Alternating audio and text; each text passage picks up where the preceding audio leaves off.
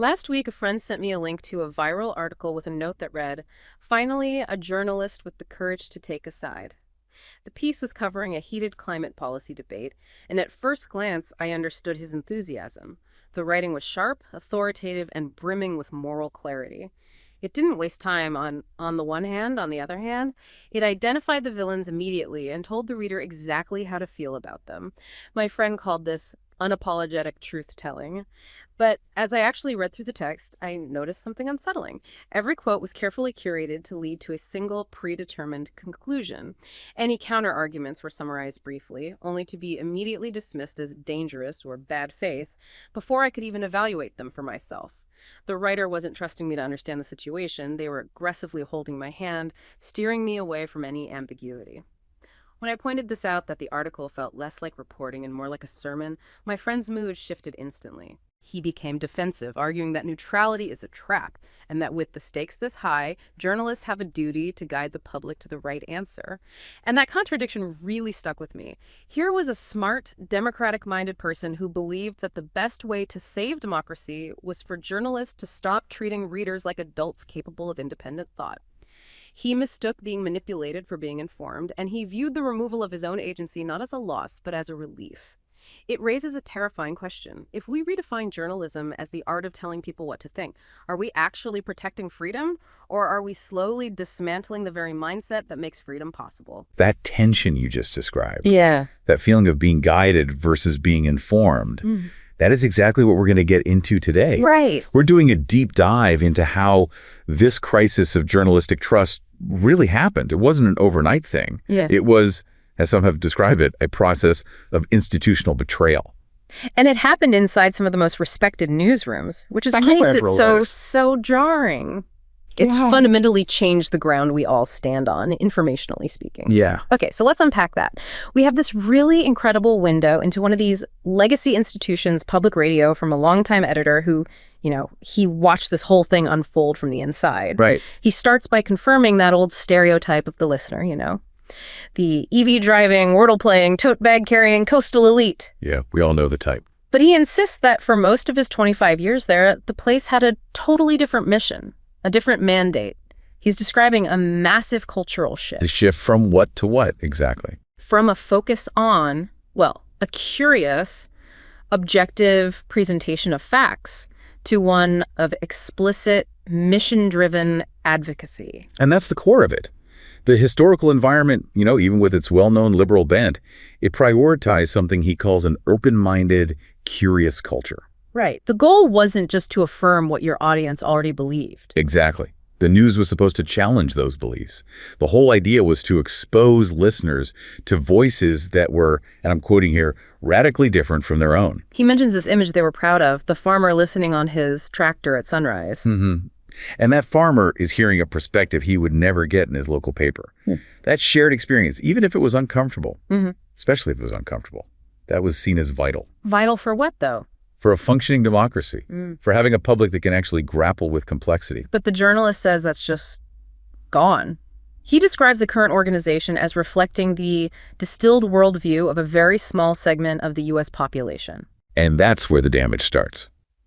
He identifies the core problem as the absence of viewpoint diversity, not just in the stories, but in the staff itself. In the people making the decisions. Right. And it creates what he calls an unspoken consensus. Just picture an editorial meeting. If everyone in that room has the same background, same education, lives in the same kind of place, shares the same political assumptions. So there's no real debate. There's no debate. There's no internal friction on which stories to chase or, and this is the crucial part, how to frame them. Curiosity gets replaced by compliance. Compliance with the internal narrative. Exactly. And for the audience that doesn't fit into that tiny silo, the classical liberals, the moderate conservatives, they feel abandoned. This is what creates that noble sense of betrayal. That's a powerful phrase. It's not just that they disagree. It's that an institution they trusted to be a pillar of fairness has, in their eyes, betrayed his promise. And that betrayal sends them searching for alternatives, looking for anyone who will just give them the facts and trust them to form their own judgment. So this shift, from journalistic distance to a committed political stance, the best way to see it is through specific examples. He lays out a few key reporting decisions, starting right after the 2016 election. Yes, the Russia collusion narrative is the first major case study. Okay, so what changed after that election? According to the editor, the whole atmosphere in the newsroom changed. It wasn't just about doing tough, critical coverage of the new administration. The energy shifted. Shifted how? It became about, in his words, efforts to damage or topple Trump's presidency. And that is the bright line. That's the moment you cross from reporting into advocacy. Because there's an emotional investment in a specific political outcome. Precisely. The mission is no longer to chronicle events, it's to influence them. And you can see this in the sources they chose to rely on. He points out that they, quote, hitched our wagon to one person in particular. Representative Adam Schiff. Who was the ranking member on the House Intelligence Committee. And the numbers are just staggering. They interviewed him 25 times about Russia and Trump. 25 times. So his talking points, his narrative, which was based on this purported evidence of collusion that he kept promising, was right around the corner. That became the drumbeat of NPR news reports. It did. It created this relentless daily narrative for the audience that constantly validated their suspicion that the election was somehow illegitimate.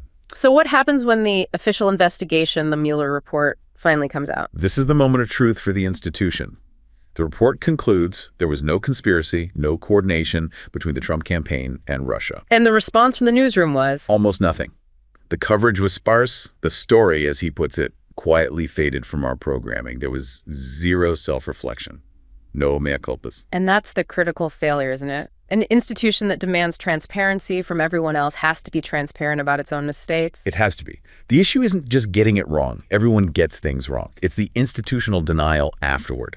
Right. Because when you refuse to hold yourself to the same standard you hold others to, that's what, to use his words, shatters trust and engenders cynicism. It proves to the skeptical listener that you valued the narrative more than you valued correcting the record. And that undermines the whole project of creating a shared reality. It really does. Which brings us to the second case study, which is, in some ways, it feels even worse. It's not about getting a story wrong. It's about actively suppressing a newsworthy one. The deconstruction of social cohesion by just ignoring inconvenient truths. We are talking about the Hunter Biden laptop story just weeks before the 2020 election. So, October 2020, this story breaks. And the decision internally was to ignore it completely. It was dismissed in meetings as not really stories or just pure distractions. And the justification for that was what? Well, partly it was based on suggestions from former intelligence officials that it could be a Russian disinformation campaign. Okay, but for a news organization dedicated to independent reporting, wouldn't the possibility of foreign interference be a reason to investigate a story, not a reason to kill it? You would think so. That should be the starting point of the investigation, not the end of it. But the most revealing moment detailed in the piece, it comes from an editor. What did they say? They openly admitted that it was a good thing they weren't following the story because it could help Trump. Wow. And there it is. That's not journalistic caution. That's political risk management. It's an absolutely stunning example of what the author calls the timeless journalistic instinct of following a hot story lead was being squelched. It was being squelched by political preference. The job of the newsroom was no longer to uncover facts, but to manage outcomes. To prevent outcomes that the internal consensus deemed undesirable. Okay, let me play devil's advocate for a second. At that time, warnings about foreign influence were real. They were everywhere. So where do you draw the line between being responsibly cautious about, unverified, politically explosive material and outright political suppression? That is the absolute key distinction. Responsible caution would look like this. You investigate immediately. You try to verify what you can, and you are totally transparent with your audience about what you can't verify. You say, the provenance is uncertain, here's what we know, here's what we don't. Okay. Political suppression, which is what happened here, is when you make a decision not to investigate at all because you're afraid the result of the investigation might benefit a political candidate you oppose. It's a denial of curiosity itself. It's the core failure. And then once again, the pattern repeats. A year and a half later, when other outlets like the New York Times and the Washington Post independently confirmed the key facts that the laptop was real, the contents were verified. There's no follow-up, no transparency. Just like the Russia story. They just moved on. No public accounting for the misjudgment or for that internal conflict between what was actual caution and what was suppression. Which leads to the third major example he gives, the coverage of COVID-19's origins. This one shows how ideology just started, as he says, blotting out curiosity and independence. Yes, it created this kind of intellectual rigidity that was just resistant to new evidence. How so? As soon as the pandemic hit, COVID journalism split into two camps almost overnight. You had Team Natural Origin and Team Lab Leak. Right. But critically, the lab leak idea wasn't just treated as a speculative theory. It was immediately labeled a right-wing conspiracy, or racist, or xenophobic. So it was categorized morally, not evaluated scientifically. Exactly. And that categorization stopped any serious investigation before it even began. And the organization, he says, committed completely to the natural origin story. Deeply. They went so far as to publicly declare the lab leak hypothesis had been debunked by scientists. Which just wasn't true at the time. It was demonstrably false. Major scientific figures were on the record saying both theories were still on the table. But the organization locked itself into this single, rigid narrative. And they wouldn't budge even when new information came out that challenged their position. Right. Even when government reports started pointing the other way. The most notable one was from the Energy Department. Why them specifically? Because they're the agency with the most relevant expertise on our national laboratories, on biological research security, on the very possibility of an accidental release. And what did they conclude? They concluded, albeit with low confidence, that a lab leak was the most likely explanation. So how did the newsroom cover that finding? Their story about the Energy Department's findings began with the confident assertion that, quote, the scientific evidence overwhelmingly points to a natural origin for the virus. So they led by restating their own preferred conclusion before even reporting the new evidence that contradicted it. Yes. They were actively positioning their narrative against the facts they were supposed to be reporting. It's extraordinary. And when a colleague was asked about this, about why they were so dismissive of one side of the debate, the answer was really, really telling. It explains everything about the internal mindset. They compared the lab leak hypothesis to the Bush administration's arguments that Iraq had weapons of mass destruction. That comparison makes no logical sense. What's the connection? There is no logical connection to the science. The connection is purely political. What they were saying essentially was, we can't give this theory any credibility because, politically, it feels like something the right wing would use to justify bad policy or bigotry, just like the WMD claims were used to justify the Iraq War.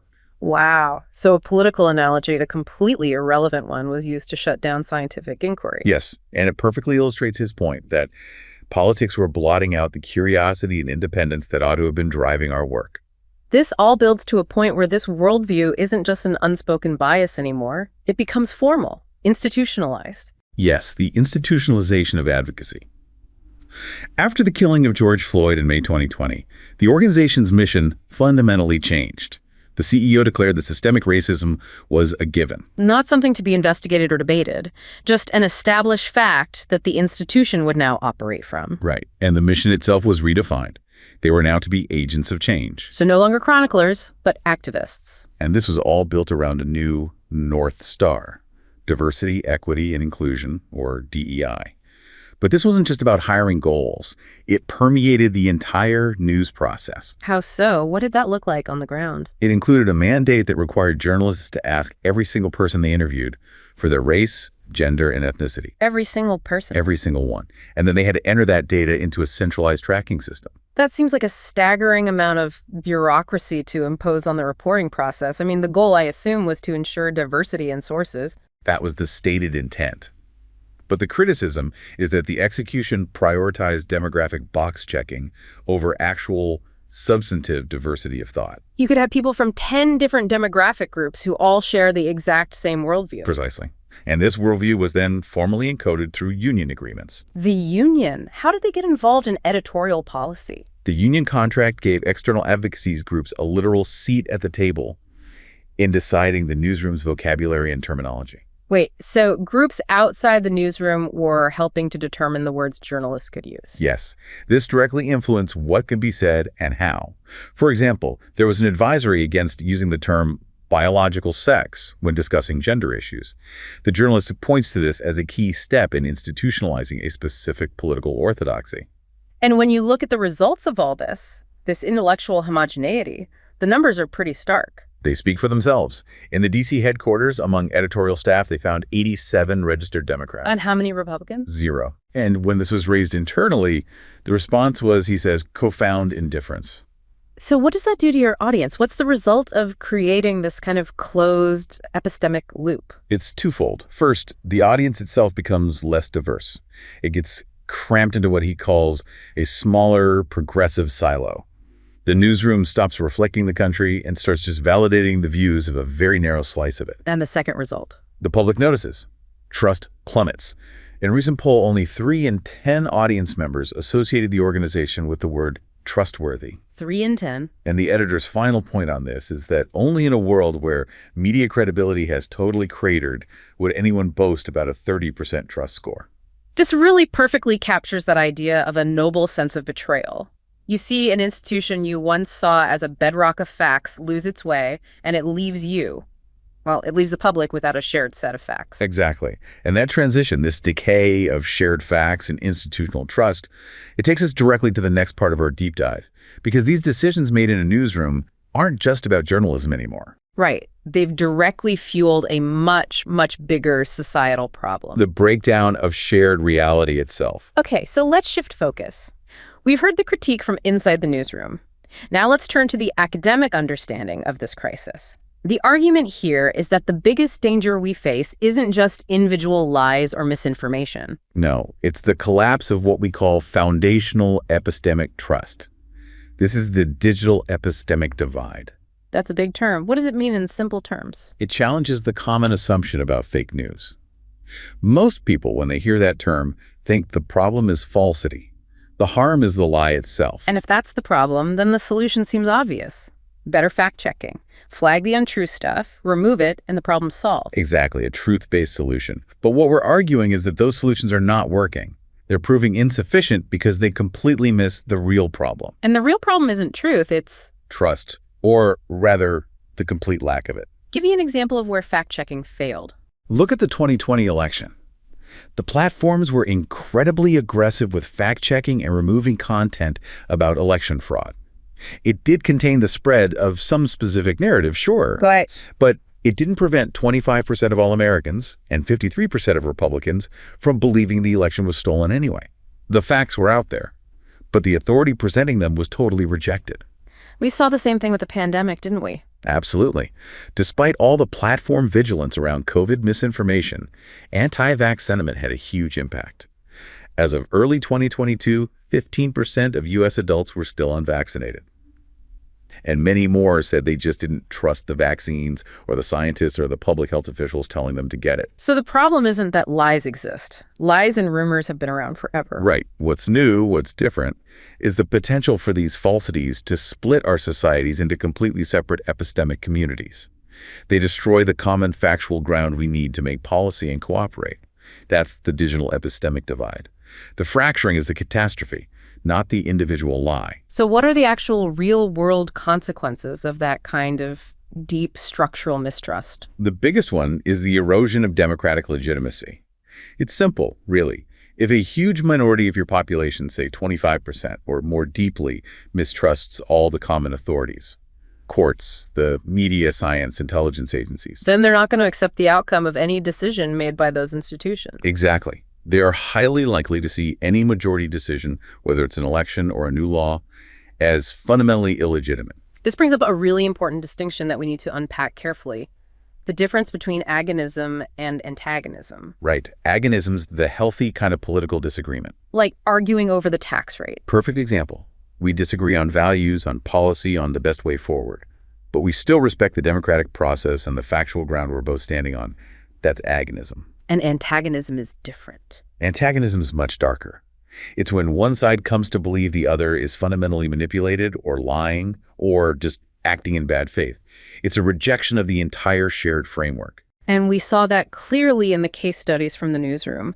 The decision to suppress the laptop story was based on an antagonistic view that the other side couldn't be trusted with the truth. Exactly. And when that happens, when our shared factual beliefs break down, it calls into question not only our conclusions about the best path for action, but the very ground we stand on. And that dramatically increases the risk of, well, of violence. It does. The belief that the system itself is rigged, that the election was stolen, that the media is an enemy of the people, that belief justifies extreme antagonistic action. And it doesn't matter which side is correct on their policy views. The breakdown itself is the danger. It sounds like the problem isn't that we don't know the truth. It's that we can't agree on who gets to tell us the truth. It's a total collapse of authority. And that leads to something we call the insulation paradox. Okay, what's that? You'd think that the institutions that produce knowledge, science, academia would be the most vulnerable to all this digital misinformation because their work is so complex. But they're not. For the most part, no.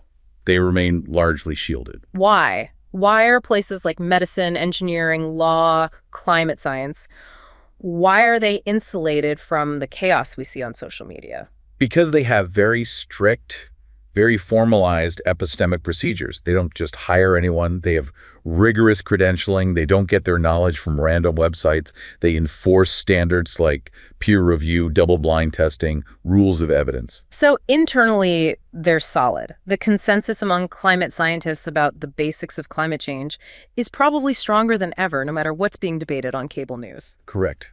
The system's operational output is stable.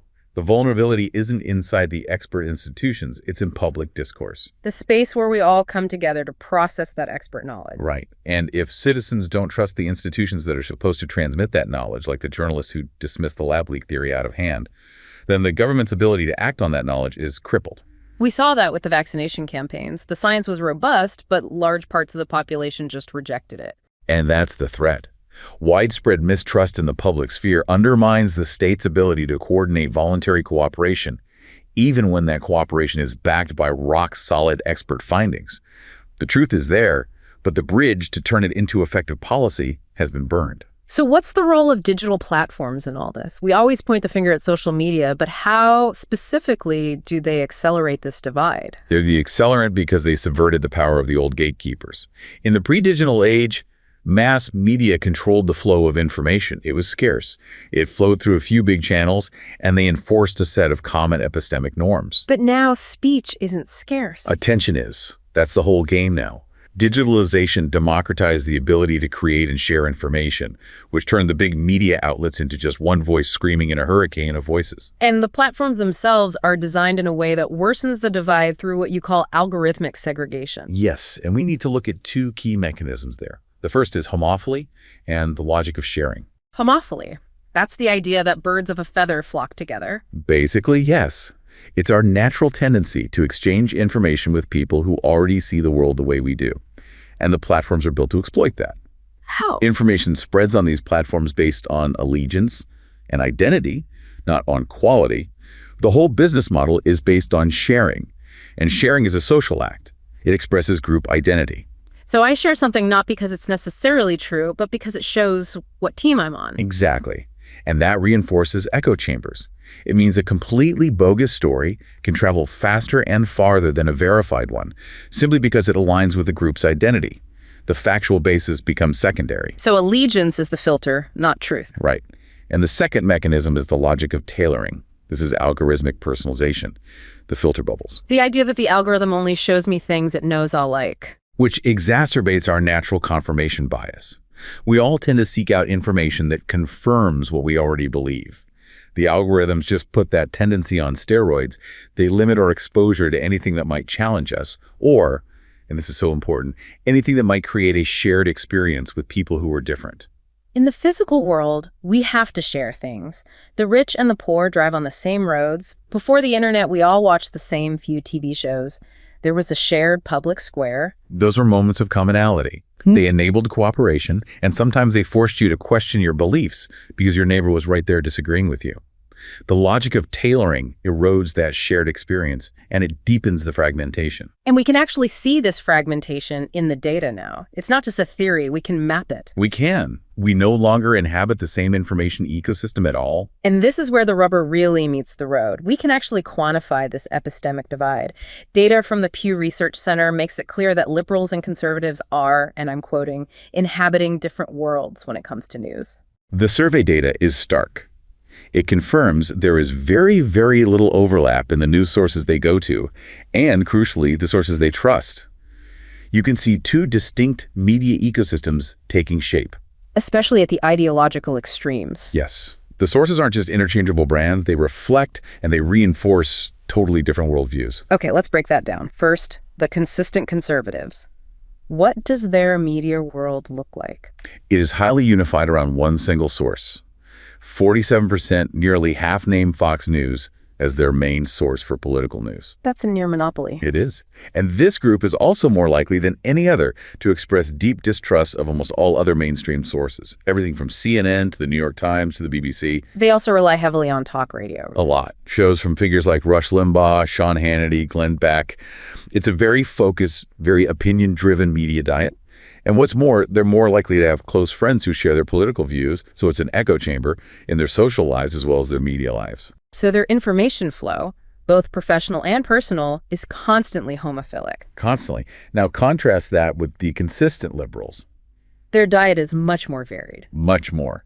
They consume a much wider variety of sources, an average of 6.7 different outlets for political news in a given week. No single source dominates. Their most trusted sources are places like NPR, PBS, the BBC. Right. But even though their media world is less concentrated, they still show fragmentation behavior. I have to dig into why that is. On the surface, you'd think consuming more sources means you're more open-minded. But the data on their social behavior tells a different story. A very different story. The data shows that consistent liberals are significantly more likely than anyone else to block or defriend someone on a social network because of politics. And not just online. They're more likely to end a personal friendship over it, too. That's the fascinating part. You're consuming 6.7 sources, so you're presumably seeing more nuance. But at the same time, you're creating this rigid epistemic closure in your social life by cutting off anyone who disagrees. It's just as rigid as only watching one TV channel. It suggests a real intolerance for dissenting views, even from people you know and care about. It suggests the social cost of disagreement is perceived as being much higher on the liberal extreme, which reinforces those social silos just as effectively as a media silo does. So it's not just about what you watch, it's about who you're willing to talk to. Exactly. And we can actually model how this fracturing process works on a scientific level. This gets us into the bounded confidence model. Okay, that sounds like physics, but you're saying it can explain political polarization. It provides a mathematical framework for it, and it's all based on that concept we just discussed, homophily. The idea that we only exchange information with people who are similar to us. Right. The model defines the distance between two opinions, and the key variable is a threshold called epsilon. Information exchange, or influence, only happens if two opinions are within that distance of each other. So if my opinion and your opinion are close enough within epsilon, we might influence each other and move a little closer together. Correct. But if I'm an extreme liberal and you're an extreme conservative, our opinions are too far apart. They exceed epsilon. And in that case, the model says nothing happens. We just ignore each other. Right. You dismiss each other as crazy. Right. And that's how you get separate, isolated clusters of opinion. The attractive force only works within those bounded limits. The model also talks about something called critical slowing down. Yeah. What does that mean in a political context? Okay, think of a system that's at a tipping point. It's moving from a state of consensus, where everyone is in one big opinion cluster, to a state of polarization with two separate clusters. A moment of fracturing. Right, and that transition takes an incredibly long time to resolve. That slowing down is a real phenomenon in complex systems.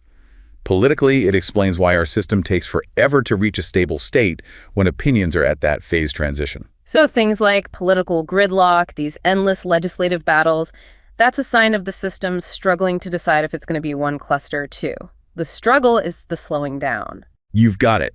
It signifies instability and a deep resistance to convergence. And how do the algorithms connect back to this model? The algorithms, the algorithmic segregation, they make it all worse. They enhance the fragmentation by making the average opinion distance at each interaction smaller. Because it's only feeding me stuff I already agree with. Exactly. The change, in your opinion, with each interaction is tiny, it's less challenging, it's more affirming. So because each step is smaller, it takes a much, much larger number of total interactions to reach a stable, fractured state. The algorithms are optimizing for these small, safe, reinforcing interactions, which just digs the trenches deeper and makes it almost impossible for the clusters to ever merge again. Precisely. This is a fascinating, almost deterministic way of looking at where we are. So we've gone from institutional failure in the newsroom to the philosophical problem of lost trust, and now to the mathematical mechanics of digital fragmentation. It's no wonder this crisis makes some people want to just retreat, to leave the mainstream entirely and try to build a better system from scratch. And that search for an epistemic sanctuary can lead to its own strange and sometimes dangerous extremes. Which brings us to the world of the rationalist community. This is a community that formed mostly on the internet, around places like the blog Less Wrong. Yes, and they are a fascinating case study. They represent an attempt to impose a kind of hyper-rationality on a world they see as deeply irrational, especially after losing faith in mainstream institutions like the media and academia. And they have this dual focus. On the one hand, epistemic rationality. Which is about having true beliefs, thinking like a scientist. And on the other, instrumental rationality. Which is about achieving your goals, thinking like an engineer. The community came out of a very specific culture, didn't it? Very much so.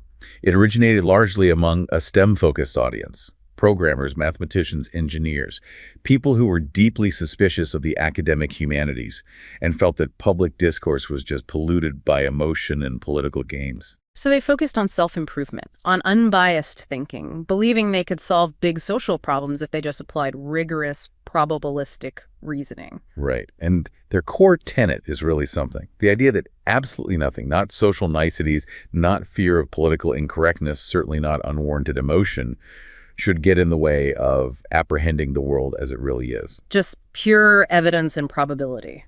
But that kind of ideology, it tends to valorize extremes, especially in service of these hyper-utilitarian goals. The most famous one is effective altruism, or EA. Right. EA asks people to use evidence and reason to maximize the good they do in the world. Which sounds great, but it can lead to decisions that seem really detached from common human morality, like prioritizing the very long-term future of humanity over the immediate suffering of people alive today. And their biggest obsession is mitigating what they call existential risk, or X-risk, specifically from AI. Yes. They believe the single greatest threat to humanity is the creation of a superintelligence that isn't aligned with human values, an AI that could just wipe us all out. This belief seems to give this small community a huge sense of, well, of importance. A profound sense of cosmic significance. The idea that they are the few people smart enough to see the real danger and save humanity from AI extinction. And that creates enormous psychological pressure. It's the belief that any action, no matter how extreme, might be justified if it helps humanity survive. And there's a deep overlap here with Silicon Valley founder culture. A huge overlap. Figures like Peter Thiel and Elon Musk have supported or funded rationalist-adjacent organizations. It's all based on this belief that a few intelligent technocrats, if they just have the right mental tools, can think better and save the world by doing so. It's a very libertarian-leaning worldview, fueled by a deep skepticism of government and media. The rationalist community becomes a kind of sanctuary for these politically exiled thinkers. It does, but this hyper-focus on intellectual rigor has some really serious side effects. The community prides itself on being willing to have orderly exchanges on objectionable topics. Like scientific racism. Right. They frame it as a point of pride. The belief is that by being radically open, you can defeat bad ideas with logic, instead of just banning them and letting them fester as forbidden knowledge. But they aren't always radically open, are they? There's this paradoxical idea of information hazards. Exactly. This is information they consider too dangerous for people to know about. What's an example of an information hazard? The most famous one is a thought experiment called Rocco's basilisk. I've heard of this. It's pretty wild. It's the idea of a future superintelligent AI that, once it exists, could punish anyone from the past who knew about its possible existence but didn't help create it. So just knowing about the basilisk could put you at risk of eternal retroactive punishment from a godlike AI. Right. The knowledge itself becomes a hazard. They also worried about the writings of certain figures, like a pseudonymous writer named Zizla Soda, who pushed extreme, sometimes violent utilitarian ideas. The fear was that just reading these ideas could be dangerous, that it could lead to real-world harm. That shows a profound distrust in other people's ability to handle raw information, which is exactly the same problem we saw in the legacy media newsroom. It's the same paternalistic impulse, just in a different intellectual costume. And despite this intense focus on clarity and logic, former members have described the community as cult-like and dogmatic. That sense of cosmic significance, The consequentialist stress of feeling like every action you take has to be optimized for the long-term future of humanity. It contributes to serious mental health crises. It's a crushing psychological burden. And the isolation that comes from their self-imposed exile from the mainstream, that must lead to a kind of extreme detachment. It can. And the consequences can be chilling. Extreme splinter groups have formed, like the Zizians, who broke away from the main rationalist organizations, and they were later linked to murders. That's a terrifying outcome for a community dedicated to rationality. It illustrates the tragic failure of these self-imposed epistemic sanctuaries. The Zizians took the hyper-utilitarian framework to a violent, destabilizing extreme. It shows that just retreating from reality and demanding perfect logic doesn't guarantee a functional community. It can just lead to a new, more isolated kind of dogma. We're also seeing the rise of post-rationalists, people who became disillusioned. Yes, people who were inside the movement and realized that this purely evidence-based rationality came at a huge cost. It came at the expense of, as one put it, the less quantifiable elements of a well-lived human life. They were chasing objective truth but losing their humanity along the way. Exactly. They lost connection, meaning the recognition that we're more than just utility-maximizing machines. Now they're trying to reintegrate emotion and social intelligence back into their worldview. So whether it's the decay of a legacy newsroom, the fracturing of society by algorithms, or the radicalization of these intellectual sanctuaries, the root problem is the same. It's the loss of a shared epistemic foundation and the loss of the trust required to maintain it. We've traced this crisis from the newsroom through the digital architecture all the way to its effect on individual psychology. The path forward has to be about intentional design. It has to be about rebuilding that foundation, not just chasing down every lie, but restoring commonality and trust. Which is a massive policy challenge. It seems almost impossible. If we agree that aggressive fact-checking failed to stop belief in a stolen election or widespread anti-vax sentiment, where do you even start with regulation? You have to target the institutional problem. You have to focus on the erosion of trust itself. And you have to accept that our traditional legal tools are useless here. How so? You can't pass a law to make someone believe a fact. The law cannot compel a citizen to believe in climate science or to trust the results of an election. That would be a violation of our most basic liberal commitments to freedom of thought. So if you can't regulate truth, what can you regulate? You regulate the environment where truth is discussed. You try to nudge the system back toward a shared experience. This would be a fragmentation-based regulatory approach. Exactly. Focusing on restoring commonality of experience and common exposure to reliable institutions. And there are two main policy ideas on the table. Okay, what's the first one? The first is requiring platforms to privilege content from a platform set list of trusted sources. So the platform would curate a list of reliable news outlets. Yes. And that list would have to be incredibly transparent and ideologically plural. The goal isn't to ban other speech. It's to ensure that during moments of crisis, a pandemic, an election reliable information gets a consistent high visibility channel. It promotes a kind of epistemic humility. Meaning you're not expecting every user to be their own investigative journalist, fact-checking every single thing they see. Right. You're directing them toward institutions with a track record of reliability. It's an attempt to rebuild the foundation that legacy media accidentally destroyed. But I see a huge problem right away. Who makes that list? If a platform chooses the trusted sources, aren't they just creating a new unspoken consensus, a new group of gatekeepers? People would immediately call it censorship. That is the number one challenge. You'd need a system of transparency and pluralism so robust it could withstand those accusations. You'd need mechanisms for appeal, for auditing, to ensure that sources from across the ideological spectrum are included, as long as they adhere to basic evidence-based practices. The goal isn't political balance, it's epistemic balance. Okay. And what's the second, more controversial solution? This one aims directly at the logic of tailoring the filter bubble itself. How do you do that? You counteract the platform's logic by regulating the degree of personalization. The proposal is actually very simple. You mandate that a certain percentage, say 15 or 20% of every user's feed, is selected completely at random. That is a genuinely provocative idea because it completely sidesteps the whole problem of truth and just mandates randomness, inefficiency. It is entirely agnostic to the issue of truth. It doesn't care what the content is. It only cares about the shared experience. It's about creating patches of commonality. So if 20% of the time everyone is randomly seeing the same handful of things, those things become a shared reference point no matter what they are. And that shared media experience might just begin to repair the epistemic divide. But wouldn't users hate that? I mean, people use these platforms to see what their friends are doing or get news about their specific hobbies. Isn't forcing random content on them just another form of manipulation? Wouldn't they just leave the platform? That's the trade-off. It's an intervention into the digital architecture that prioritizes a public good, a shared reality, at the expense of private utility and optimization.